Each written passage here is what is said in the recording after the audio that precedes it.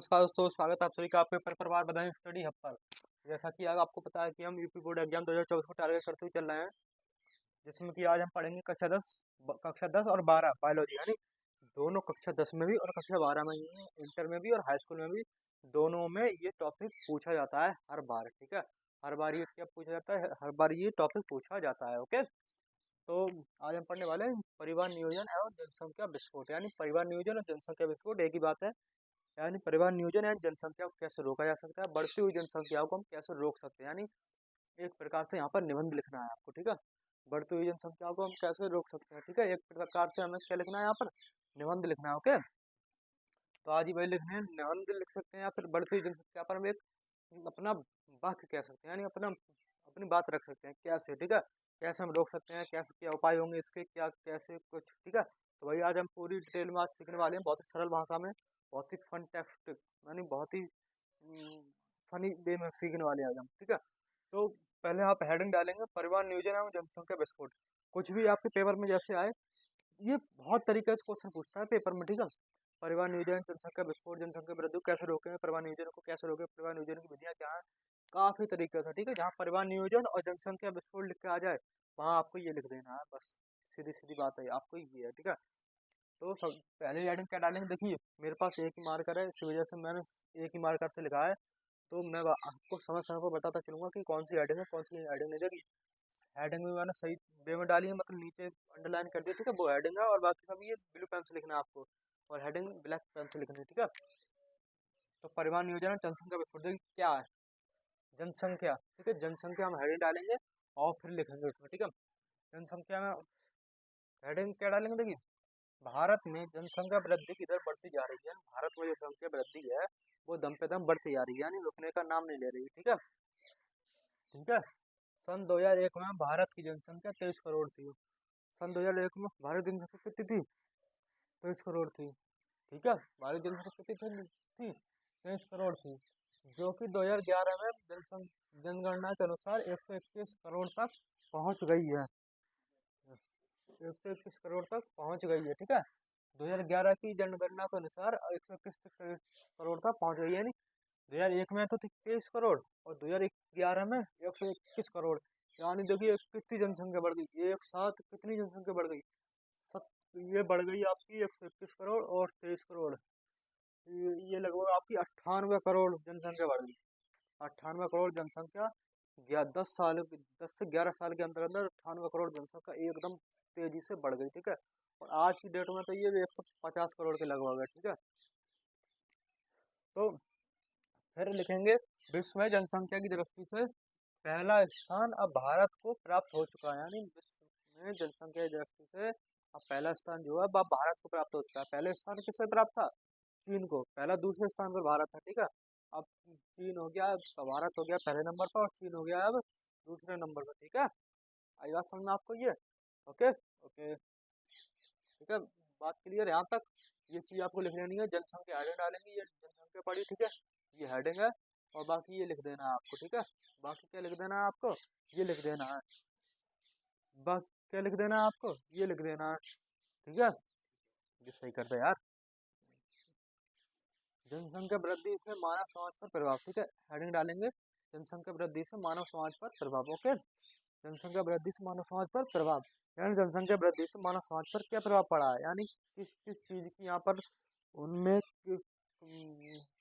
कठिनाई आई, यानी समस्या आई है। ठीक है, वो चीज हमको दुष्परिणाम हुए हैं। ठीक है, वो चीज हम देखने वाले हैं। ठीक है, तो देखिए मैंने तो देखिए ये ऐसे लिख दिया कि मेरे पास बोर्ड छोटा है, आपको पॉइंट टू पॉइंट लिखने हैं। देखिए जनसंख्या आयरन डालेंगे, ये लिख देंगे। ठीक है, जनसंख्या वृद्धि से मानव समाज पर प्रभाव, ये डालेंगे, फिर एक एक पॉइंट लिख करके लिखना है। ठीक है, खाद्य की समस्या, शिक्षा व्यवस्था की समस्या, रोजगार समस्या, आवास समस्या, चिकित्सा समस्या आदि। ठीक है, यातायात समस्या, बहुत सारी समस्याएं हैं। ठीक है, आपके पास बहुत वो होगा। ठीक है, तो एक नंबर पॉइंट डालेंगे इसके नीचे, देखिए जनसंख्या वृद्धि को रोकने को पाया। ठीक है, फिर नंबर 1 नंबर 2 करके लिखते चलेंगे इसके नीचे नीचे। ठीक है, थोड़ा बड़ा करके। ठीक है, मैंने सीधे सीधे नहीं लिखना है आपको, थोड़ा बड़ा करके लिखना है नीचे। ठीक है, आज समझ में आई। देखिए खाद्य की समस्या, यानी जनसंख्या जैसे बढ़ेगी तो खाने पीने की समस्या आएगी ना आएगी। अगर आपके घर में 5 लोग हैं, 5 किलो राशन आता है, तो 10 लोग हो जाएंगे, 10 किलो राशन आएगा ना आएगा, तो 5 किलो राशन की खपत हो ज़्यादा हुई ना हुई, ठीक है। अब शिक्षा की व्यवस्था, यानी आप अगर 2 बच्चे हैं आपके, तो आप 2 बच्चों को अच्छे से अच्छी शिक्षा दे सकते हैं। लेकिन वहीं आपके 12 बच्चे हों तो अच्छे से अच्छी शिक्षा नहीं दे पाओगे, आप सरकारी स्कूल में भेजोगे, ठीक है। सरकारी स्कूल ये नहीं कि अच्छे नहीं होते, बहुत अच्छे होते हैं, लेकिन वहाँ पर भी टीचरों को देखना पड़ता है, ठीक है। तो वहाँ पर मैं कहने का मतलब ये है कि शिक्षा की व्यवस्था, यानी ज़्यादा जनसंख्या होगी तो शिक्षा की व्यवस्था में कमी आएगी, ठीक है। अगर किसी स्कूल में 100 सीटें हैं, तो अगर उस जनसंख्या बढ़ेगी तो बच्चे तो सीटें तो सही रहेंगी, बच्चे चाहे 200 हो जाएं, फिर गिच गिच बैठेंगे। एक मास्टर 100 बच्चों को हैंडल करता है, वही मास्टर 200 बच्चों को हैंडल करेगा तो उससे ज़्यादा परेशानी होगी होगी नहीं होगी, अच्छे से शिक्षा नहीं दे पाएगा वो, ठीक है। ओके, ठीक है। शिक्षा की व्यवस्था और रोजगार समस्या, यानी अब बेरोजगारी की आज के टाइम में बहुत ज़्यादा बढ़ती जा रही है। सरकार कहाँ से कहाँ तक किसको नौकरियाँ दे, सरकार किसको नौकरी दे, जनसंख्या इतनी बढ़ती जा रही है। एक अपने देश में एक सीमित ही तो नौकरियाँ हैं, ठीक है, सीमित हैं, लेकिन वो भी सरकार नहीं देती टाइम पर। तो कहने का मतलब है रोजगार की समस्या हो जाएगी, खुरपी भी चलानी पड़ेगी आगे चल कर, ठीक है, कुछ नहीं होगा, ठीक है। अगर ज़्यादा जनसंख्या बढ़ी तो खुरपी चलाने का मौका आएगा, खुरपी भी 300-300 रुपये पर कोई नहीं मिलेगी, ठीक है। मजदूरी भी नहीं करने को मिलेगी 300-300 रुपये पर, आएगी होना वो आएगा 50-50 रुपये पे खुरपी चलानी पड़ेगी रही, ठीक है। तो वही मैं कह रहा हूँ, ठीक है। रोजगार समस्या बात हो गई। आवास समस्या, यानी आवास समस्या रहने की व्यवस्था, यानी अगर आपके पिता के 4 बेटे हैं, आपके दादा के 4 बच्चे थे, आपके पापा, तो उनके एक एक बीघे जमीन आई, और आपके पापा के 4 बेटे हैं, तो एक बीघा में से कितनी कितनी पड़ी, 5-5 बीघे पड़ी। तो भाई मैं कह रहा हूँ, ठीक है, तो आवास की समस्या भी हो जाती है, ठीक है, रहने की व्यवस्था बहुत कम हो जाती है, ठीक है। ओके भाई, यार आई बात समझ में, ठीक है। ये तभी कह रहा है कि जनसंख्या वृद्धि को रोकें, और जल्दी से जल्दी जितनी जल्दी रोक लेंगे उतना ही फायदे में रहेंगे, ठीक है। फिर आएगी चिकित्सा समस्या, यानी चिकित्सा समस्या, यानी रो- चिकित्सा, यानी आप देखते होंगे हॉस्पिटलों में जाके कि बहुत लंबी लंबी कतार लगी रहती हैं हॉस्पिटल के बाहर, सरकारी अस्पतालों में। भाई कितने मरीजों को देखेगा एक डॉक्टर, पहले 5 मरीज आते थे, अब 50 मरीज मरीज आ रहे हैं, तो डॉक्टर तो एक ही है, हैं, कहाँ तक देखेगा बेचारा वो भी, ठीक है। तो वहाँ पर भी ऐसे पड़े रहते हैं लोग, सरकारी अस्पताल में, सरकारी अस्पताल क्या प्राइवेट अस्पतालों में भी ऐसे पड़े रहते हैं, ठीक है। तो भाई हमको देखना है कि जनसंख्या को जल्दी से जल्दी रोकना है, कंट्रोल करना है, ओके। और हम पढ़े लिखे समाज में आ गए हैं, ये नहीं कि अनपढ़ गंवा रहे हैं, तो हमें इस चीज़ को देखना है, ठीक है। चिकित्सा समस्या, ठीक है, बात क्लियर, ये पॉइंट आपका क्लियर हुआ, ठीक है, अच्छे से आप एग्जाम में लिख कर आएंगे, ठीक है। अब दूसरी हेडिंग आप क्या डालेंगे, तीसरी हेडिंग, जनसंख्या वृद्धि को रोकने के उपाय हैं, जनसंख्या वृद्धि को हम कैसे रोक सकते हैं, ठीक है। ये तो थे प्रभाव, मानव समाज पर क्या प्रभाव पड़ेंगे, जनसंख्या वृद्धि बढ़ेगी। अब हम कहते हैं कि जनसंख्या वृद्धि को कैसे रोका जा सकता है, उसके उपाय क्या है, किस तरह से हम उसको रोक सकते हैं, ठीक है। तो भाई देखिए, पहला पॉइंट आपके लिखेंगे, देखिए पॉइंट डाल कर लिखना है आपको, ठीक है। बच्चों के जन्म के बीच की दूरी, यानी बच्चों के जन्म के बीच की दूरी, यानी अगर बच्चों के जन्म के बीच की दूरी, एक पॉइंट, दूसरा पॉइंट ये विवाह आयु, तीसरा पॉइंट ये सीमित परिवार, चौथा पॉइंट प्रजनन निरोध, छठा पॉइंट शिक्षा प्रबंध, सातवां पॉइंट परिवार कल्याण संबंधी कार्यक्रमों को बढ़ावा देना, परिवार संबंधी कार्यक्रमों को बढ़ावा देना, अरे तू चली जा, परिवार संबंधी कार्यक्रमों को क्या देना, बढ़ावा देना, ठीक है।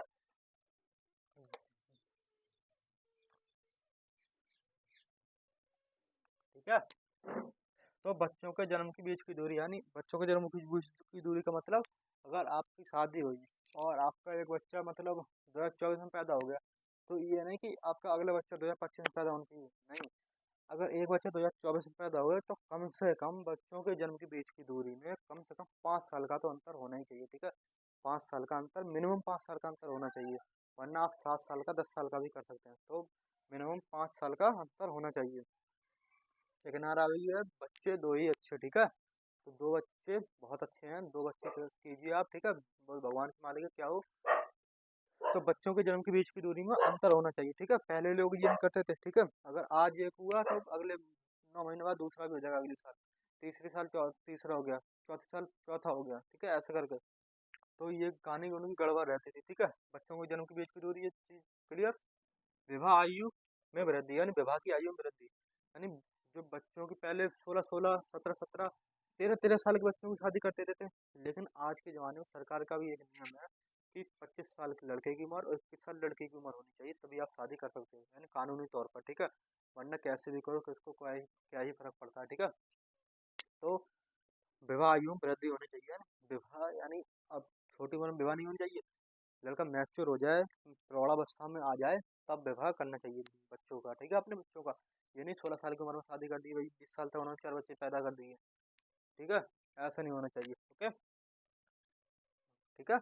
अब आई सीमित परिवार, यानी जब बच्चे कम होंगे तभी सीमित परिवार हो गया, यानी असीमित परिवार। देखो पहले के जमाने में असीमित लोग बच्चे 8 8 10 10 12 12 14 14 16 16 बच्चे कर देते थे पहले, तो वो असीमित परिवार होता था। लेकिन आज के जमाने में हम सीमित परिवार रखना है, शिक्षित पीढ़ी में आ चुके हैं, ठीक है। तो हम सीमित परिवार यानी बच्चे दो ही बच्चे करने हैं, ज़्यादा से 3 कर सकते हैं आप, ठीक है। वो ही आपकी मर्जी, क्या आप 16 करो 15 करो, लेकिन आप जितने शिक्षित होते जाएंगे आपको ये चीज़ समझनी पड़ेगी, ठीक है। तो ठीक है, ये सीमित परिवार हो गया, ओके। सीमित परिवार यानी सीमित, एक चीज़ सीमित होती है ना, जैसे हम 5 लोगों का परिवार करना है, तो भाई ये चीज़ सीमित रखनी है, छठा नहीं होनी चाहिए, वो असीमित हो जाएगी, ठीक है। फिर प्रजनन निरोध यानी प्रजनन निरोध यानी अब हम कह सकते हैं एक तरीके से इसको कॉन्डोम, ठीक है। हमें निरोध का प्रयोग करना चाहिए, कॉन्डोम का प्रयोग करना चाहिए, ठीक है, लैंगिक संपर्क के समय, ठीक है।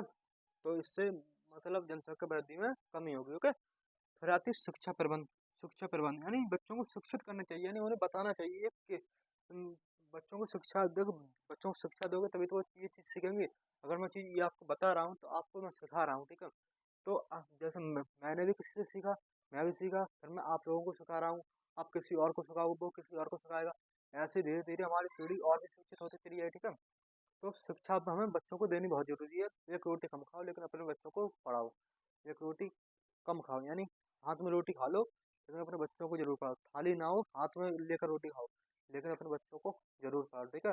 तभी ये चीज़ संभव है, वरना आने वाले समय में किसी को भी रोजगार नहीं मिलेगा, ठीक है। एक जमाना ऐसा आएगा कि वो भी खुरपी से घास छोलेंगे आने वाले जमाने में, ठीक है। ये चीज़ हमको और आपको समझनी है, ओके, ठीक है। फिर आता है परिवार कल्याण संबंधी कार्यक्रमों को बढ़ावा देना, यानी परिवार जो सरकार ने जो परिवार कल्याण संबंधी कार्यक्रम चला रही है उसको बढ़ावा दें, यानी उसको सुने, उसको ज़्यादा ज़्यादा प्रचार करें उसका, उसको अपने घरों में सबको सुनवाएं, ठीक है, जिससे कि लोगों की मानसिकता जागरूक हो, ठीक है, वो इस चीज़ को समझें, ठीक है।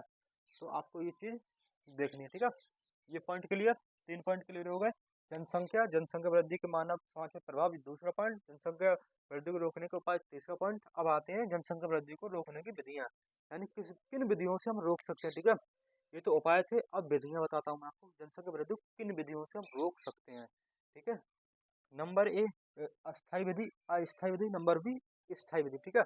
मेरे पास बोर्ड छोड़ा था तो आपको पहले स्थायी विधि डालना है, फिर उसके नीचे ये लिखना है, फिर उसके स्थायी इसके नीचे स्थायी विधि डालना है, उसके नीचे ये चीज लिखनी है, ठीक है। तो पहले हम बात करेंगे अस्थायी विधि पर, ठीक है। अस्थायी विधि में आपको 1 नंबर 1 पॉइंट डालना है निरोध, यानी इसको हम इंग्लिश में कॉन्डोम, ठीक है। तो आपको इसमें पहला नंबर 1 का डालना है निरोध, ठीक है।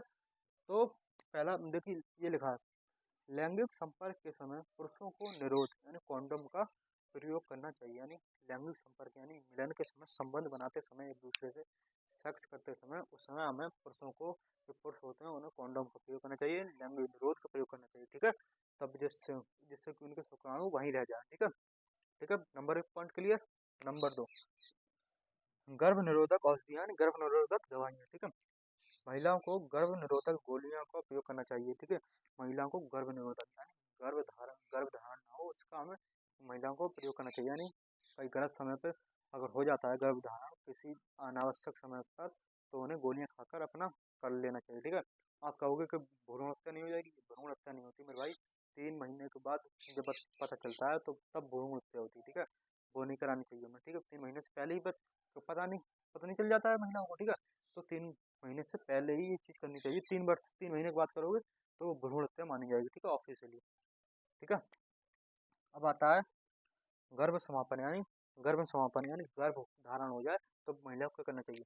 यदि अनावश्यक गर्भ धारण हो जाए तब स्त्रियों को डॉक्टर से गर्भ समापन करा लेना चाहिए, यानी गर्भ समापन यानी गर्भ से साफ करा लेना चाहिए गर्भ को, ठीक है। वहाँ पर कोई गंदगी ना रहे, ठीक है। गर्भ धारण हो जाए तो ठीक है उसे साफ करा लें, सफाई कहते हैं ना, सफाई करा लेते हैं, उसे सफाई करानी चाहिए, ठीक है। तो बात क्लियर। अब नंबर बी अस्थायी विधि, नंबर बी क्या है, अस्थायी विधि, स्थायी सॉरी, अस्थायी विधि ये थी, स्थायी विधि ये, अस्थायी विधि का मतलब ये, इसको हम और इसके बाद हम संबंध बना सकते हैं। लेकिन इसके इसके बाद तब भी बच्चे हम पैदा कर सकते हैं, लेकिन इस स्थायी विधि के बाद बच्चे पैदा कर ही नहीं सकते, मर जाएंगे लेकिन बच्चे पैदा नहीं होंगे, ठीक है। तो यह स्थायी विधि है, ये अस्थायी विधि है, ये स्थायी विधि है, ठीक है। अब स्थायी विधि में होता है पहला पॉइंट नसबंदी, ठीक है। इस ठीक है, क्या लिखेंगे इस विधि में? इस विधि में पुरुषों की शुक्र वाहिनियों को काटकर बांध दिया जाता है, ठीक है। इस विधि में पुरुषों की शुक्र वाहिनियों को काटकर बांध दिया जाता है, इस काटेंगे जिससे शुक्राणु बाहर नहीं आ पाते। जिससे शुक्राणु होते हैं, शुक्र वाहिनी होती है, उसमें पुरुषों को वो काटते हैं और उससे बांध देते हैं, जिससे कि शुक्राणु वहीं के वहीं बनते हैं प्रोस्टेट में, यानी टेस्टिस में, वृषण में, ठीक है। तो वो वहीं के वहीं रह जाते हैं, लेकिन वो हमारे वीर के द्वारा बाहर नहीं आ पाते, ठीक है। तो वो शुक्र वाहिनियों को काट कर वो बांध देते हैं, ठीक है। ओके। दूसरा पॉइंट है आपका नलबंदी। नलबंदी महिला में होती है और नसबंदी पुरुषों में होती है, ठीक है। इसमें महिलाओं की अंडवाहिनियों को काटकर बांध देते हैं, जिससे अंडाणु गर्भाशय में नहीं पहुंच पाते। यानी नलबंदी में महिलाओं की अंडवाहिनियों को काटकर बांध देंगे, जिससे अंडाणु गर्भाशय में नहीं पहुंच पाएंगे। अंडाणु गर्भाशय में नहीं पहुंच पाएंगे तो जब पुरुषों के जैसे अगर नलबंदी करते हैं तो महिलाओं के अंडाणु जो गर्भाशय में नहीं पहुंच पाएंगे। अगर महिला कभी किसी मर्द से सेक्स करती भी है तो उस वक्त उससे गर्भधारण नहीं होगा, क्योंकि अंडाणु नहीं पहुंच पाएंगे। शुक्राणु पहुंच के अकेले क्या कर लेंगे जब तो अंडाणु ना मिलेंगे तो, ठीक है। और अगर पुरुष करा लेता है तो पुरुष के शुक्राणु बाहर नहीं होंगे तो अंडाणु क्या कर लेगा, क्या लेगा, अकेला बचा रहा, ठीक है। तो बात ये है, चाहे स्त्री को चाहे पुरुष को, एक को करा लेना चाहिए। अगर उन्हें लगता है कि हम नहीं रोक सकते इस चीज़ को, तो उन्हें इस चीज़ का अपनाना चाहिए, ठीक है। या महिला अपना ले या पुरुष अपना ले, ठीक है, ठीक है। ओके, आप इसका स्क्रीनशॉट ले सकते हैं। मैंने बहुत ही आसान तरीके से, बहुत ही सरल भाषा में आपको समझाया, ठीक है। और आपके एग्जाम में ये 5 नंबर में पूछा जाता है, ये टॉपिक थे 5 नंबर में, सीधे सीधे, यानी एक तरह से निबंध के तौर पर हम इसके सकते हैं, ठीक है। कक्षा 12 तथा 12 कक्षा 10 और 12 का बायोलॉजी का एक टॉपिक है, ठीक है। ओके। तो हमारे चैनल का नाम बदायूं स्टडी हब, अगर आप इससे जरूर सब्सक्राइब कर लीजिएगा ऐसी वीडियोज़ के लिए, क्योंकि मैं ऐसे ही लाता रहता हूँ। और इससे पहले आप चैनल पर नए, चैनल सब्सक्राइब कर लें और वीडियो को लाइक करें और अपने दोस्तों से शेयर करें। नमस्कार, धन्यवाद।